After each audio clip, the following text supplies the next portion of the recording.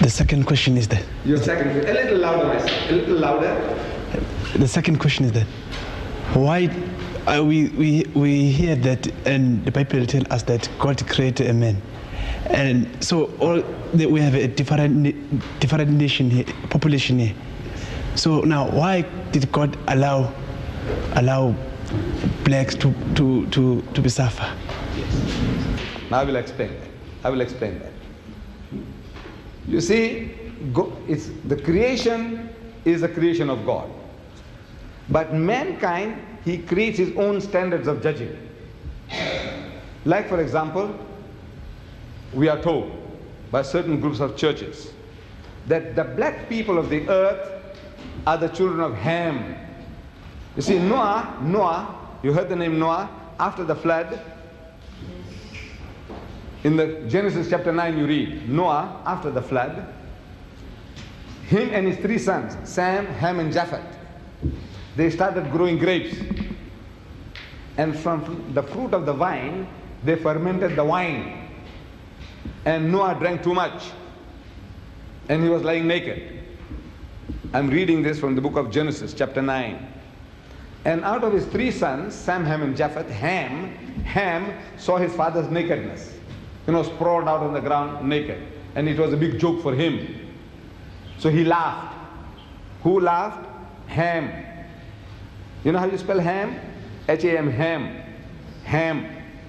H-A-M, Ham, you also spell for that piece of pig. See? You know the Englishman, he loves ham and eggs. Ham and eggs. How do you spell ham? That's right. So this person's name was Ham, one of the sons of Noah. His name was Ham. And he saw his father's nakedness and he laughed. Big joke. The other 2 sons, they felt remorse, ashamed of the father's condition. So they took a piece of cloth and they walked backwards and they covered up the father. The father, in the meantime, he knew what was going on, but he was too dead drunk to do anything about it. But when he came into his senses, he began to curse. And you remember the curse? He said, "Cursed be Canaan, for a servant of servant thou shalt be unto thy brother." You attend Bible class, don't you? You remember this? "Cursed be Canaan, for a servant of servant thou shalt be unto thy brother." So they tell us in a system, they say that we black peoples of the earth are the children of Ham. That fellow who behaved like a pig, laughed at his father's nakedness. So as such, we are to become the hewers of wood and the drawers of water. So they want to see to it that you keep to your role. Your role is sweep the streets, carry the rubbish bin, work in the factories, whatever. This is your menial labor, that is your destiny. Now this is the invention of man. See, man's own invention. God didn't make you so. He, as we are told, that he made us in his image. He made everybody upright. He says, he the Lord had made man upright. Upright means straight, going straight. So the invention of man, the devilishness in man, is finding excuses to how I can discriminate against you, create theories, weave stories, fairy tales, and around these fairy tales I find justification for keeping you down. Now the Holy Quran, this book of God, the Quran, our religious book, it gives us an explanation of the theory of race. And I would like you to judge whether it answers the problems of mankind or not. It says, and I'm quoting in Arabic the original, and I give you the translation. It says, Ya ayyuhan nas, say, oh mankind, the whole of mankind, whether Africans, Indian, Chinese, Eskimo, everybody. Ya ayyuhan nas, oh mankind, inna khalaqnakum min dhakarin wa unsa. It is we, God Almighty says, we who have created the male and the female. We have created you all of a single pair, a male and a female. وَجَعَلْنَاكُمْ شُعُوبًا وَقَبَائِلًا. And it is we who have made you into nations and tribes. What for? To discriminate against one another?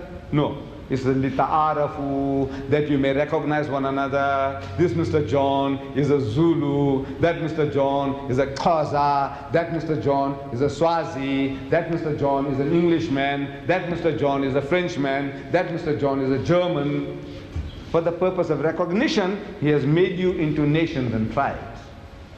But since man has a sickness of wanting to discriminate on false premises, so God Almighty gives us the standard. We all have a tendency to behave like that. All. There is no exception. There is no nation on earth who is an exception to this rule, that everybody wants to create standards of judging other people as inferior to themselves. You said the African just now, and I accept that the African is, in the South African context, he is at the lowest rung of the ladder. Economically, educationally, in the professions, he is at the bottom rung. That we have to agree. But now among the Africans, we have Zulus. I was questioning the students. I says, are you all Zulus? The majority were. Some said no, she is a Xhosa. Somebody said something Tswana. But now the majority of the people that are here in this institute are Zulus. Am I right? Right. Now ask the Zulu. Ask the Zulu, what is Zulu? Izulu. What does it mean? Izulu. The heavens. No? Izulu. You are the heavenly people. Izulu. Yes, that's in your mind. Izulu, we are the topmost people. Among the Africans, who is the greatest tribe, the warrior nation, the topmost nation? Your title, the name, your name of your race is also Zulu. Izulu. And what about the others? What do the Zulu say? Isilwane. Am I right? What does it say about the others? The Xhosa, the Swazi, the Tswana. What are they? Isilwane. No, this is the nature of man. Everybody. The Arab said, I'm the Arab, means we are the eloquent people, and the rest of the world is Ajam, meaning dumb. The Jews said, we are the children of God, and the rest of them are Gentiles.